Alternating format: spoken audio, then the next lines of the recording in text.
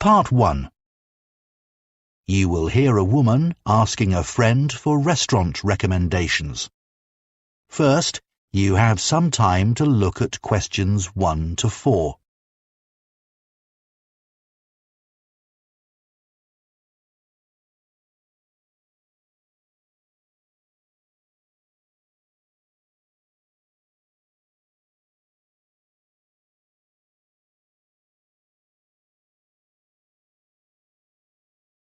Now listen carefully and answer questions 1 to 4. I've been meaning to ask you for some advice about restaurants. I need to book somewhere to celebrate my sister's 30th birthday, and I liked the sound of that place you went to for your mum's 50th. The Junction. Yeah, I'd definitely recommend that for a special occasion. We had a great time there. Everyone really enjoyed it. Where is it again? I can't remember. It's on Grayson Street, only about a 2-minute walk from the station. Oh, that's good. I'd prefer not to have to drive anywhere, but I don't want to have to walk too far either. Yes, the location's perfect, but that's not necessarily why I'd recommend it. The food's amazing. If you like fish, it's probably the best restaurant in town for that.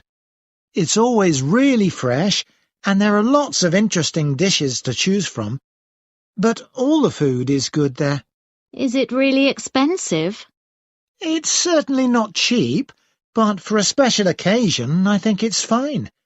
It's got a great atmosphere, and before dinner you can go up on the roof and have a drink. It's really nice up there, but you need to book. It's very popular, as the views are spectacular. Sounds good. So that's definitely a possibility then. Is there anywhere else you can think of? If you want somewhere a bit less formal, then you could try Paloma. Where's that? I haven't heard of it. No, it's quite new. It's only been open a few months, but it's got a great reputation already. It's in a really beautiful old building on Bow Street. Oh, I think I know where you mean. Right beside the cinema. Yes, that's it. I've only been there a couple of times, but I was really impressed. The chef used to work at Don Felipe's, apparently. I was really sorry when that closed down. So is all the food they serve Spanish then? Yeah, you can get lots of small dishes to share, which always works really well if you're in a group. Worth thinking about. Yeah, there's a lively atmosphere, and the waiters are really friendly. The only thing is that you need to pay a £50 deposit to book a table. A lot of restaurants are doing that these days. I should have a look at the menu to check there's a good choice of vegetarian dishes. A couple of my friends have stopped eating meat. Not sure. I'd say the selection of those would be quite limited. Before you hear the rest of the conversation, you have some time to look at questions 5 to 10.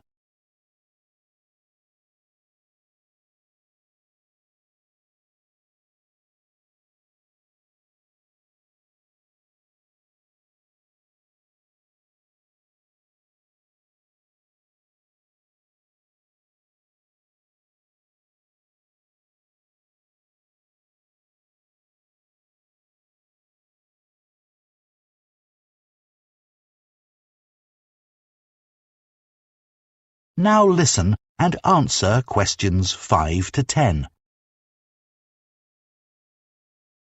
I've just thought of another idea. Have you been to the Audley? No, don't think I've heard of it. How's it spelt? Audley. You must have heard of it. There's been a lot about it in the press. I don't tend to pay much attention to that kind of thing. So, where is it exactly? It's in that hotel near Baxter Bridge, on the top floor. Oh, the views would be incredible from up there. Yeah, I'd love to go. I can't think of the chef's name, but she was a judge on that TV cookery show recently. And she's written a couple of cookery books. Oh, Angela Frayne. That's the one. Anyway, It's had excellent reviews from all the newspapers. That would be a memorable place for a celebration. Definitely. Obviously it's worth going there just for the view, but the food is supposed to be really special. She only likes cooking with local products, doesn't she? Yes.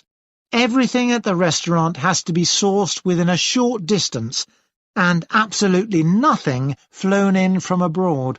I imagine it's really expensive, though.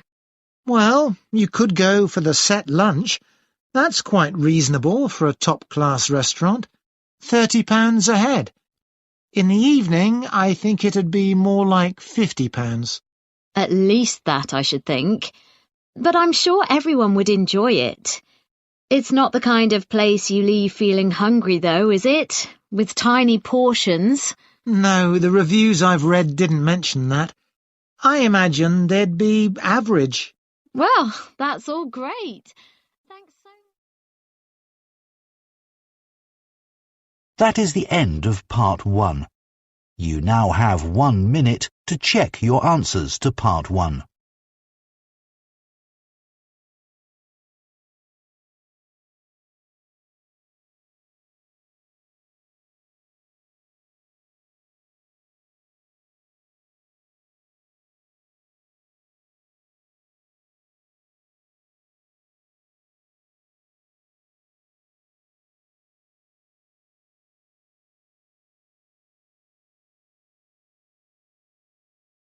Part 2. You will hear a potter, Heather McCallum, speaking to a group of people who are visiting a pottery, a place where people make pots and other objects from clay. First, you have some time to look at questions 11 to 16.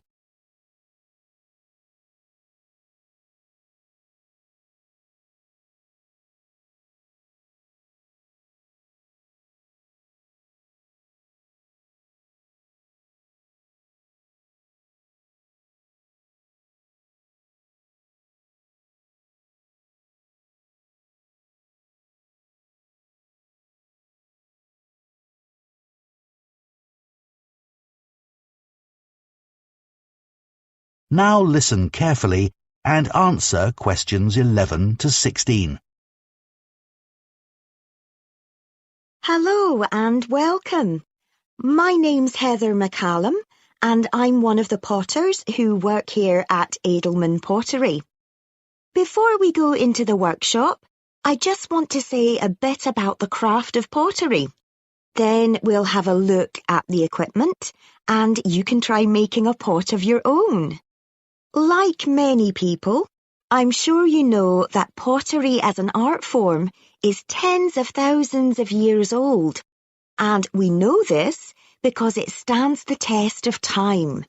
Things like baskets and pictures don't survive in the earth in the same way that pots do, and even if ancient pots are found in small pieces, they still provide a lot of information about the past.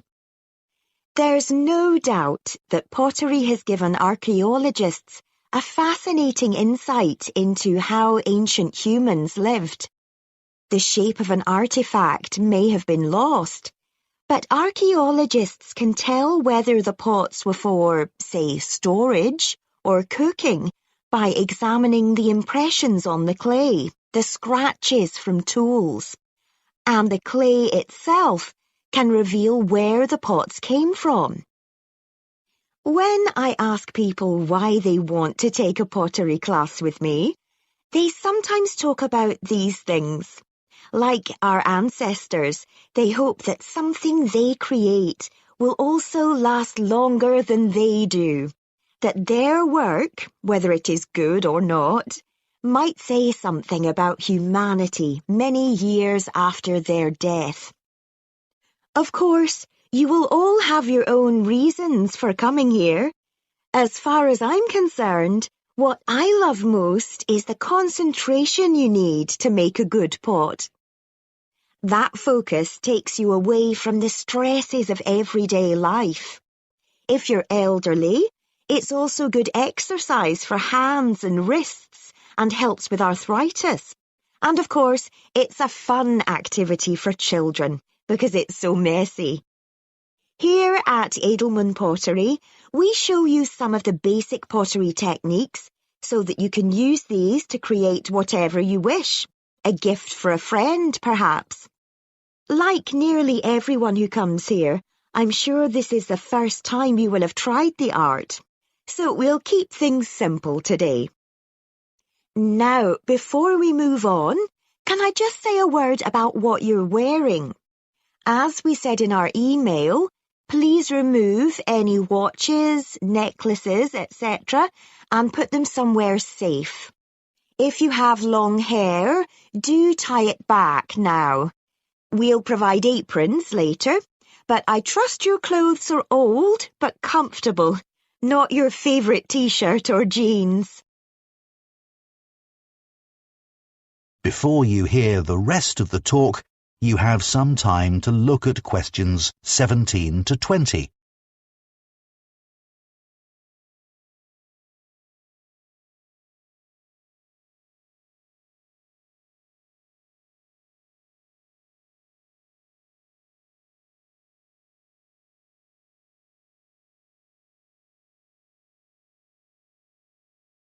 Now listen and answer questions 17 to 20.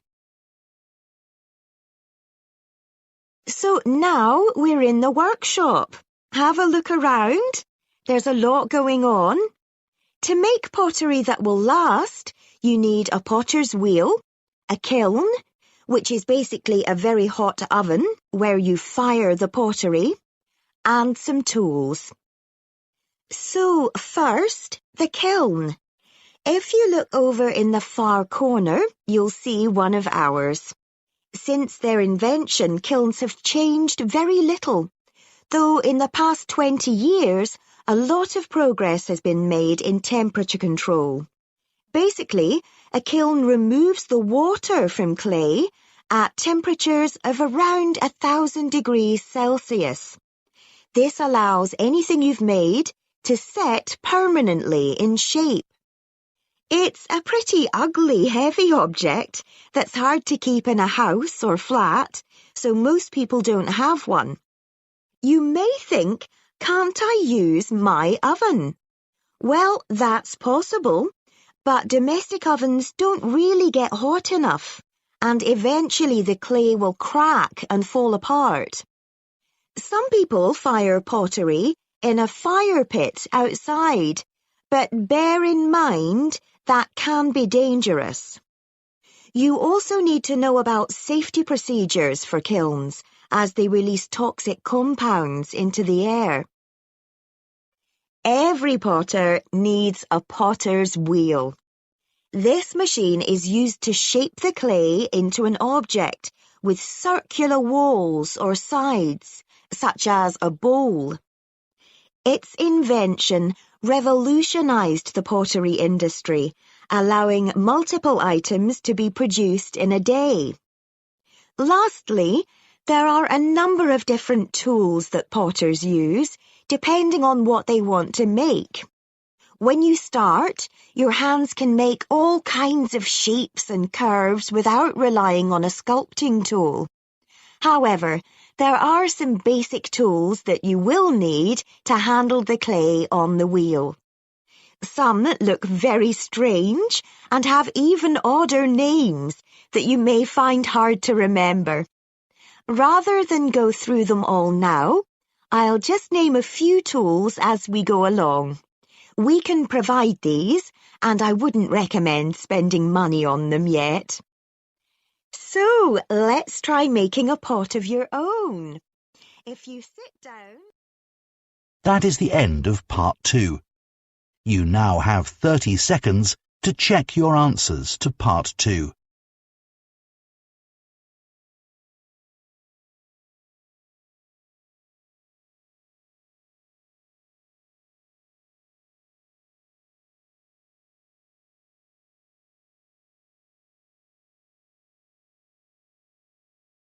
Part 3.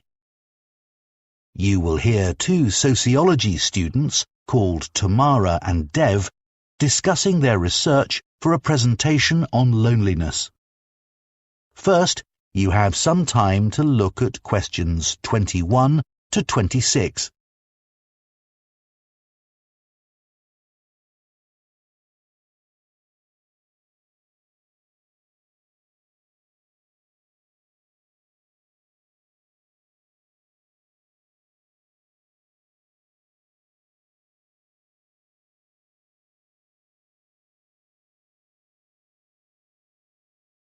Now listen carefully and answer questions 21 to 26. Shall we go through the notes we've made from our research into loneliness now, Dev? OK, Samara. It's been a real eye-opener. I had no idea that loneliness has been increasing steadily for the last 20 years. I know. And it's the same all over the world. The downside of a modern lifestyle, I guess. Did you come to any conclusions about what the reasons for the increase are?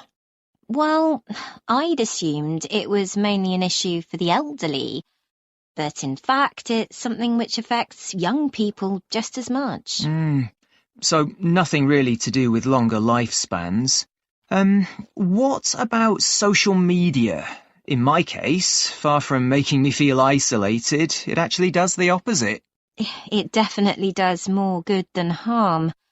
I'd say loneliness has a lot to do with the way cities are designed.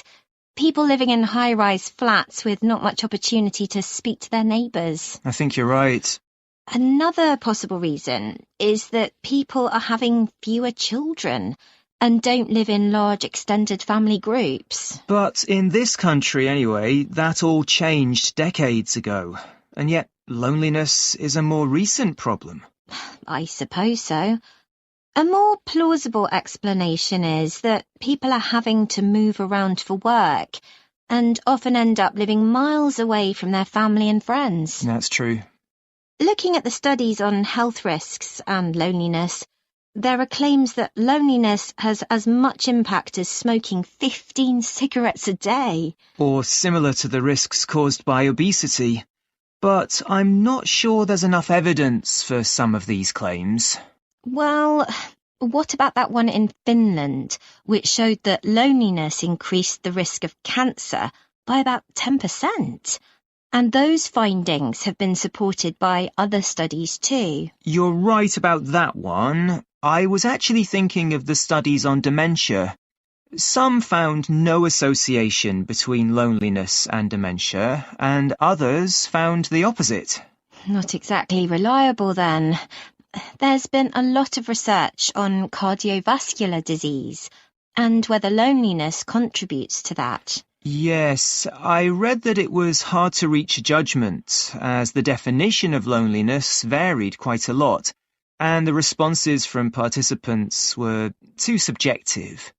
But there's no doubt that loneliness contributes to a weakened immune system. Unquestionably. The data on that is sound. What did you think about the evolutionary theory of loneliness? Well, I thought the idea that loneliness evolved because it motivated people to be with other people quite convincing. Survival often depended on group cooperation.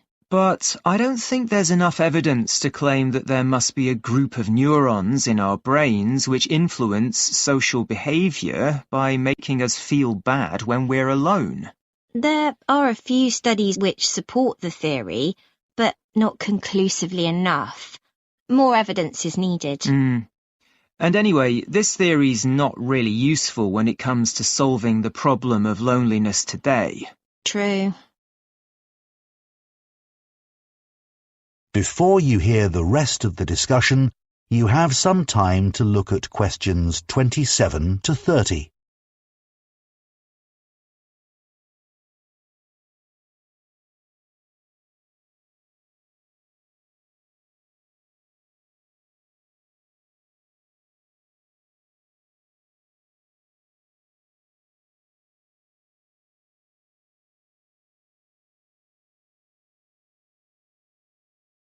Now listen and answer questions 27 to 30.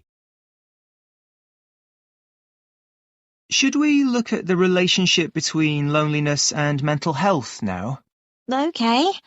So, loneliness and depression are clearly related, and that's been recognised by various governments around the world. But unlike depression, loneliness has no recognised clinical form. There's no available diagnosis or effective treatment, and that's not likely to change. I don't think so either. I was thinking we should start our presentation with an example from our own experience. I'd like to talk about how lonely I was when I started university, being away from home for the first time and all that. Good idea. Everyone will be able to relate to that, although a lot of students were probably too embarrassed to admit to it. Yeah. We could discuss ways of dealing with loneliness as well, like just talking to strangers. Loads of studies have shown that interactions with shop assistants and bar staff make people feel more optimistic and relaxed. I don't know about that, but it must make people feel more connected with their community. True, although you need to be a certain kind of person to be able to just strike up a conversation. Good point. We should say something about solitude and how being alone and being lonely aren't the same thing. It's strange the way some people can't stand being by themselves while others love it. Yeah, the research shows a certain amount of solitude is beneficial for well-being, which I appreciate, but being alone isn't something I actually like. I'd never choose to go on holiday alone, for example. Me neither. Well, let's not... That is the end of part 3. You now have 30 seconds to check your answers to part 3.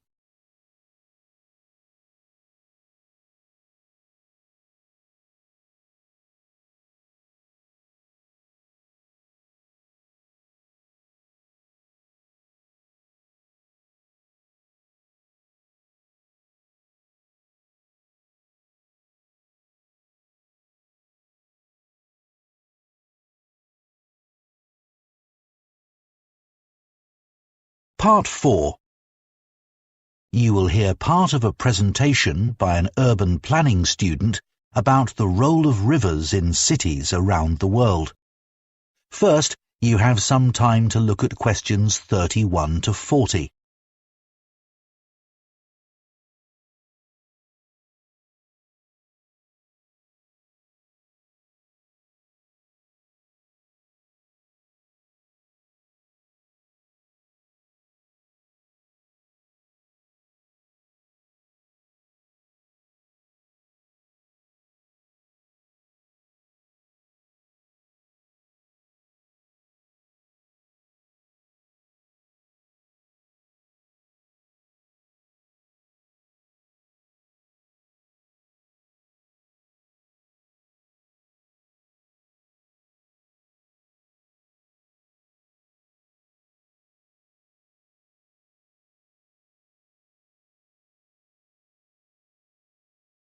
Now listen carefully and answer questions 31 to 40.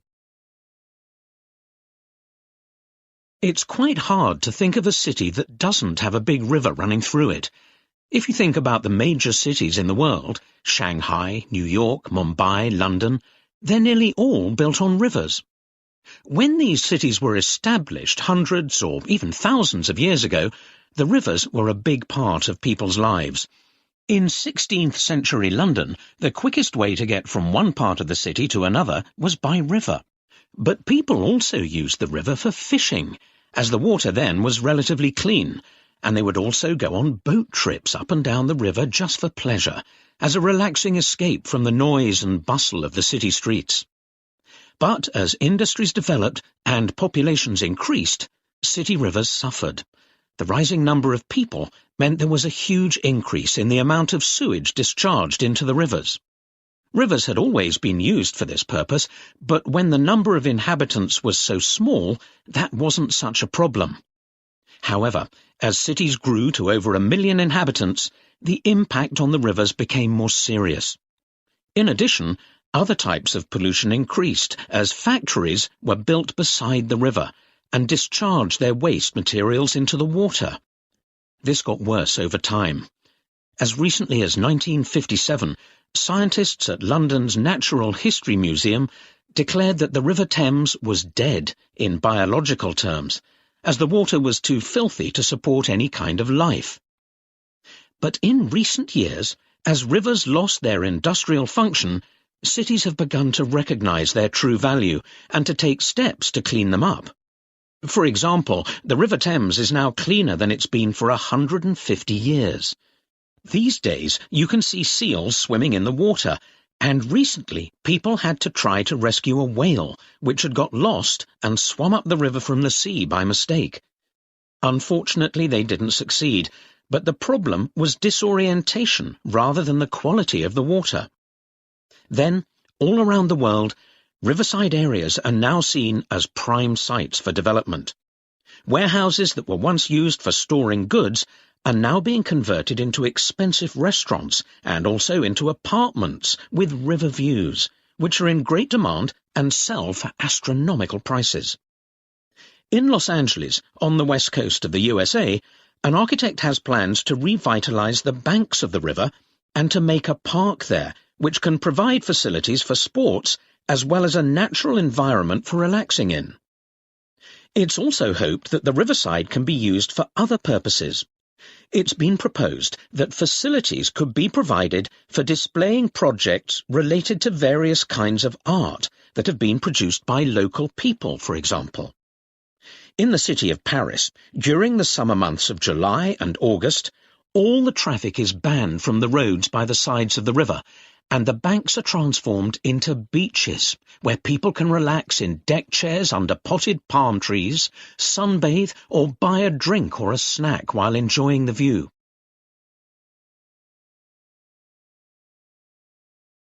But to make the most of our rivers in our increasingly crowded cities, we need to allow them to regain their original purpose and be used as a means of transport, reclaiming our streets from cars and lorries. To do this, we'll have to shift more traffic back to the river, but this time cleanly and silently, making the most of modern technology. Already, more than 2 billion passengers use the ferry to travel in cities around the world, like Istanbul, San Francisco, and New York, and these numbers are set to rise further. Admittedly, it's not a fast way of travelling, but neither is a car when it's stuck in traffic.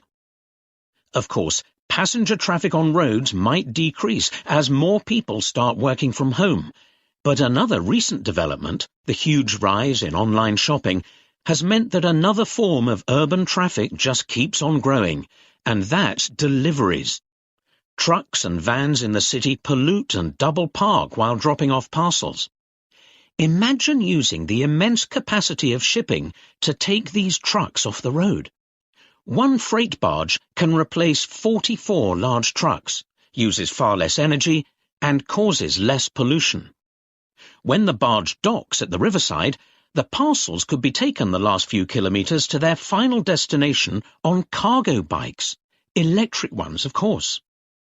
This is already happening in the Dutch city of Amsterdam, and in future, the final stage could even be carried out by drone, although at present this isn't allowed.